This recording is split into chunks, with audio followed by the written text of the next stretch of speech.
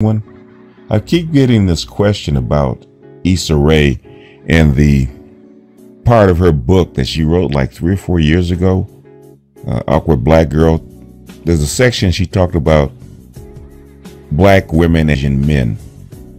And after perusing the few pages that she actually wrote about it, it's something that if you had read it was Plenty of Fish. Yeah, it was Plenty of Fish.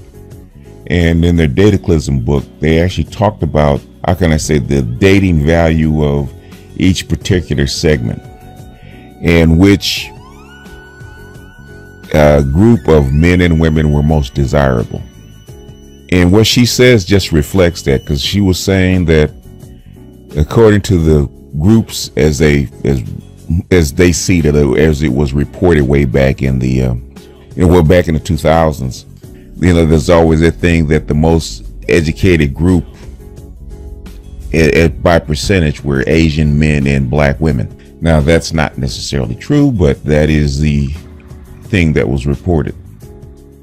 Even though of all men and women, basically all females in college outnumber all males. So really, as far as educated men and educated women, there aren't enough men, period, that are educated at that level to go around. But be that it is, maybe we'll get back to that in a minute. So on the surface, it makes logical sense that as far as desirability, as far as the dating market, black women at the bottom, and the same thing on the male side, the Asian men are at the bottom. Asian men are normally more educated than most groups as far as men are concerned, and according to what black women want to report, that they are the most educated group as far as the females concerned. So like I said, they are a perfect match, except for one thing: Asian men and black women don't find each other physically attractive. That has been what I have seen over the past, let's say, 40 years. They don't normally find each other attractive. Every now and then you see an Asian guy with a black woman.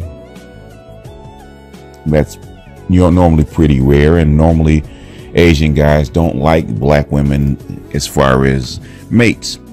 They usually prefer their own. And if they can't get their own, their second choice is normally white women. I see more Asian guys with white women and their own women than I do with black women. Or vice versa, Asian women with black men. Now, just like Asian women will have sex with black men, but they won't mate with them. They won't have kids by them, nor will they marry them. Same thing with Asian men. They might have sex with black women, but they won't marry them. So as far as that is concerned, I see her point. It makes logical sense on the surface, even though the thing is that she said it out loud. And if black men said that, then they would be castigated. But most black women took this, what Issa Rae said, and kind of laughed it off like, oh, she was just joking, she wasn't serious. No, she was very serious. She went to Stanford. She saw what it was like. She saw how awkward she was, and she probably did vibe with the Asian community. So in that sense, I can kind of understand that. But she's not the first, even though she's kind of rare. There's only a few black women I ever hear talking about dating Asian men. Really, there's only a few groups other than outside of the Asian community I hear talking about dating Asian men. Normally they're shorter, they're slighter, they're not as muscularly built. Normally they're not quite as aggressive. I said normally, there are exceptions. They're not as aggressively built or as aggressively tempered. And all the Asian groups tend to stick together. Even amongst Asians, they don't cross-pollinate very much. So it is kind of rare to see it. I've seen it even in Los Angeles, where you have a very large Asian population. I mean, extremely large Asian population. And as much as the populations kind of mix in Los Angeles, it's still kind of rare to see Asians and blacks kind of mix.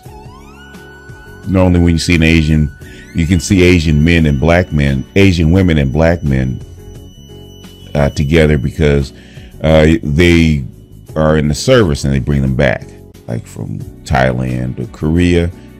You know, you see Koreans, not so much Chinese because you don't have any bases in Chinese, but in China, but Filipino, Asians, Taiwanese, Vietnamese, you do see them. But even then, it is not as numerous as one would think, and it's even rarer for you see a Asian man with a black woman. I mean, it's like in Los Angeles, even though we do have a big Asian population, it's like it's shocking when you see an Asian man with a black woman. I mean, it's really shocking. So I think that even though Issa was probably serious, and Issa knows that kind of stuff goes on, and she was joking, but you can tell by Issa Rae, she doesn't joke about things that she doesn't think is true or she doesn't feel is true.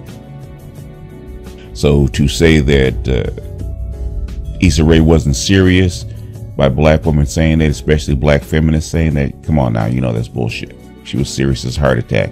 And if Asian men would accept you in great numbers, that you guys would flock, especially since Asians earn quite a bit more than most ethnic groups. So if a black woman want to date out, get you a nice Jewish boy and be happy. Okay, traditionally Jewish men marry, I would say I've seen more Jewish men with black women than I've seen practically of any other grouping. But Issa Rae hasn't said anything actually more than what black men have said as far as black women being at the bottom of the dating pool.